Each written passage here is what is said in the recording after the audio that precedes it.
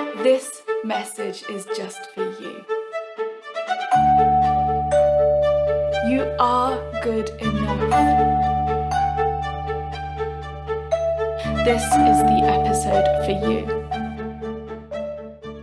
Why does our own work make our skin crawl?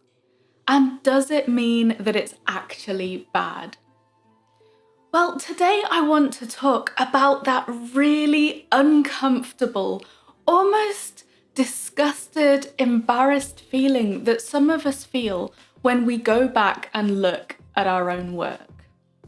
Why do we feel like that? And does it mean it's as bad as we think it is?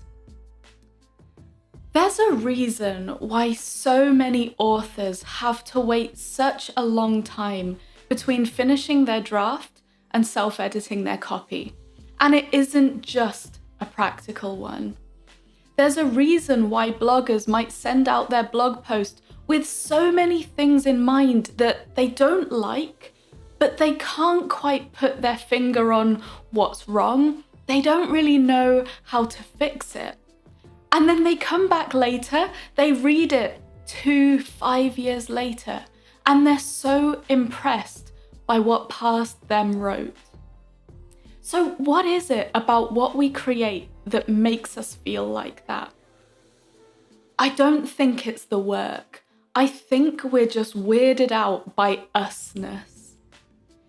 When we do something for the first time, we're often really impressed with ourselves. People who follow those guided art classes and they take a step back and they look at their canvas and they think, wow, I did that, because they've never met that version of themselves before. It's really exciting to discover a facet of yourself that you never even knew was there. But then what happens when it's not the first time anymore? What happens when it's something that you work on day in, day out for months or years? The language, the blog posts, the assignments, the podcasts, the YouTube videos. Well, the element of surprise is gone. That new facet of you has now become like a flatmate who's around all the time. You know them very well, too well, the good and the bad.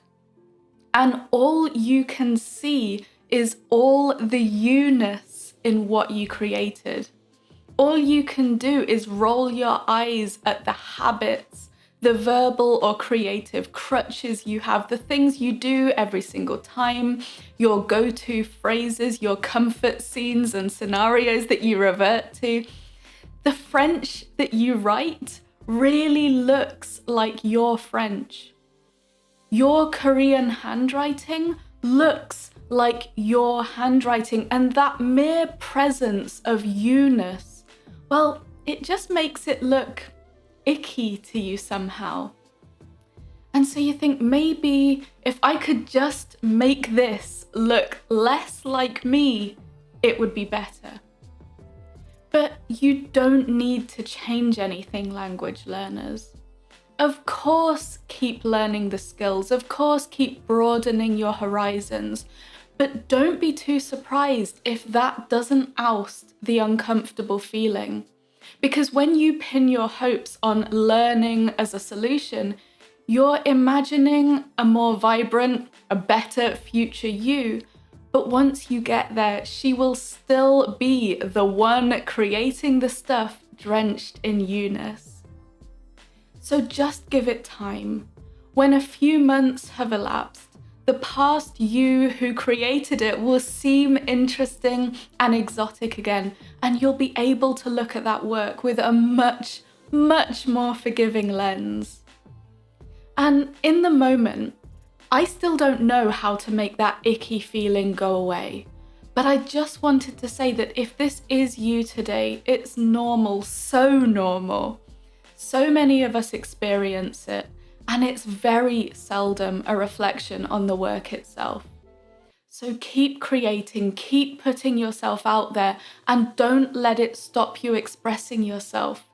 Because whether you're talking or writing, whether you're doing it in a foreign language, or writing a novel, or creating a series of videos, the world needs your voice. Have a wonderful day, have a wonderful weekend, and I'll see you back here on Monday.